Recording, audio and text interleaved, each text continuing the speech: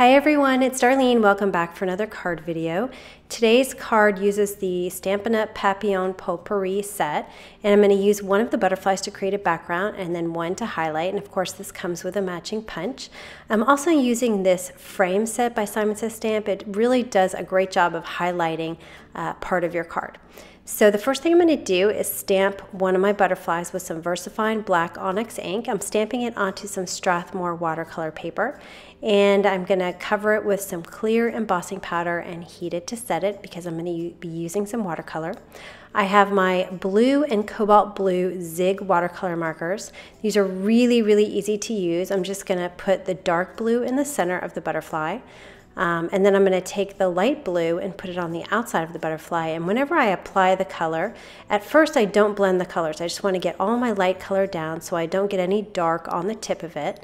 So I get it all down and then I go in and blend it. And these markers are really easy to blend. I just kind of touch the edge of each one. And then when I get too much dark blue on the light blue marker, I could just write it off on the side and start over. So you don't have any worry for contamination or anything like that. These colors blend really nicely together. And for the center of the butterfly, I'm just going to dab on a little bit of this mid-gray. Just tap the middle here and just color in the white area. Now I'm going to take my Stampin' Up! Punch, and I always flip it over so I can easily see where I'm punching. And what I really love about this particular punch is that it gets right up to the edge of the butterfly and you don't have any of that white trim that surrounds your image. So you can see you get a nice close-up cut. Now it's time to work on the background. I have a piece of Neenah Solar White cardstock cut to 4 1/4 by 5 1/2. I'm going to mark the middle at 2 1/8. And then I'll take my T-square ruler and draw a line right across the middle. And this is just to make sure that I get a really nice even line of butterflies. So I store my butterflies with a vellum sheet because these are wood-mounted stamps that I have. So I put one on each corner, and that way I don't have to stamp the Stamp-A-Majig sheet. I just use the vellum that's already stored in my Stampin' Up! Set. I'm positioning that same stamp I just watercolored, and I'm putting it kind of a little bit off center, and then I'll use my Stamp-A-Majig handle, and I'm going to stamp this with Smoky Slate ink by Stampin' Up! I don't want a dark gray, so what I'm going to do is I'm going to stamp off each time I do this, and that's because I just want a really subtle background. I really don't want to take away from the main butterfly that I'm using as my focus. Now, to make sure I have a straight line on the opposite side, I'm going to go ahead and draw another line connecting the two bottom pieces of that butterfly. And then I'm going to use the other stamp. This is it's got a kind of a square pattern in it. And again, with the Smoky Slate, and I'm going to stamp off, and I'm going to touch the top of the wings of each butterfly. I found with these stamps that you can actually touch the bottom of each butterfly and it forms a really nice even pattern. So I'm going to create this background pattern by flipping my butterfly upside down for the next row and remembering to stamp off each time. I'm going to kind of alternate, so I'm going to flip up and down and alternate between the top and the bottom of these butterflies. And that way I make sure that they're all lined up and I'm just barely touching the bottom left and the bottom right hand side of these butterflies. I'm going to keep going all the way to the edge and even off the edge to make sure that my pattern goes all the way to the end. To keep with the alternating pattern, for my next row, I'm actually going to touch the tops of the butterfly. And the focal butterfly is a little bit bigger than the others, but not big enough to really make a difference in my pattern.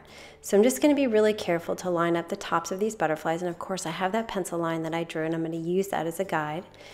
And once I get that first butterfly on that next row, I can go ahead and draw another line, and that'll help me keep that row of butterflies even. So again, up and down and back and forth, I'm going to touch the tips of the butterfly. And you can see how it's going off the top of my cardstock, but that's not a big deal. You're still going to be able to see the pretty butterfly pattern that's going up and down. I'm going to fast forward through the rest of this stamping. You'll notice that my Stamp-A-Majig is often off my cardstock. If you wanted a little bit more stability, then you could put some repositionable tape and adhere it to your craft mat or maybe some surgical tape. I'm just trying to be really careful not to move it when I position the Stamp-A-Majig. All right, so here is the end result with my pattern. And then I'm just going to go ahead and erase my lines. And here is the die that I'm going to be using to highlight the main butterfly. I'm using some Stampin' Up! Black cardstock. And you can see how thin this frame is. It's really pretty. I decided to stamp my sentiment before gluing my frame down. That way I had some wiggle room to make sure that the sentiment was the same at the top and the bottom from the frame as far as distance goes. So I'm using my Mini Misti, and I've got some VersaFine Black Onyx ink. And then what I'm going to do is I'm going to trim off about 1/8 of an inch. When I ran this cardstock through the trimmer, my ink wasn't dry, so of course it smeared, and now I've got my sanding block and I'm just sanding around it, and it's going to fade my sentiment a little bit because the smearing was right next to the sentiment, and plus I touched it in another spot and smeared it there too. So I'm just going to work my way around the cardstock, getting rid of all this because I don't want to stamp this whole background again. And this sanding block does a really good job of taking off ink splotches, it smears, and especially if it's pigment ink, which this VersaFine Black Onyx ink is, because it hasn't totally absorbed into the paper, because the pigment inks are laying on top of the paper. Anyway, so once I finish sanding all that, I'm going to go back over my sentiment with a 0.05 Copic liner marker. This is a very, very fine tip marker, so I think it did a pretty good job of filling in the parts that got faded. Now I'm going to take my frame, I have it in my tweezers, and I have a 2-way glue pen that I'm just going to dot all the way around the frame, and then I'll position it with my tweezers, that way I don't have to touch the glue. And then I'll put it, now you can see why I wanted to do the sentiment first, so that I can position this equidistant between the top and the bottom sentiments. And I do have a little bit of wiggle room with that butterfly since the background is very light.